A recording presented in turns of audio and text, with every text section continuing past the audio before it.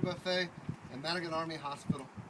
Even at times when he was a pain in the rear, we all knew that he loved us and was proud of us. He nicknamed my brother, James, Professor. He called me Skipper, and my sister Joy was Peanut. He was a teaser in a nice way. To bug the heck out of me, he would kick me in the rear.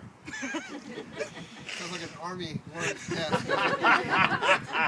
I was also his little elf, a name that came about when we came to visit at Christmas when I was a baby.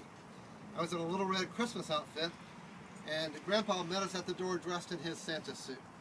Our family had a good laugh about that one. My sibs and I would also tease Grandpa. We would attempt to polish his bald spot while he would be napping in his chair. He took it well.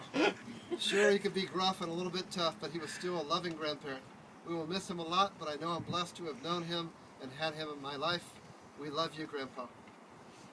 Then the third reading is by James, my grandfather.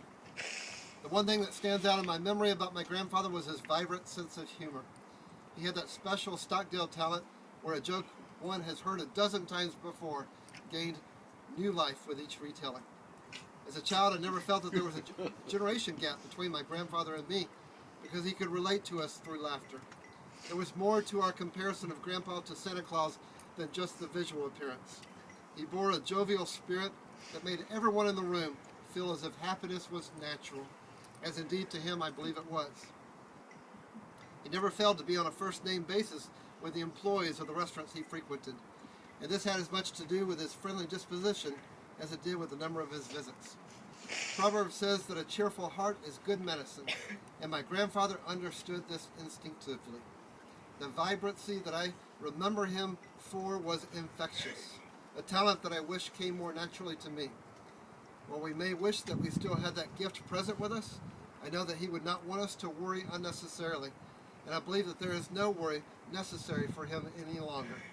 In his life, he left an example and a legacy to everyone he came in contact with, one that compels us to enjoy family, friends, and the truly important things we have.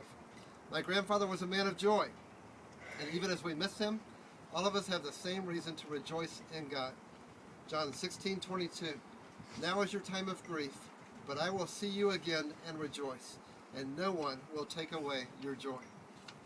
Wow, well said, James. You should be a chaplain. That's awesome.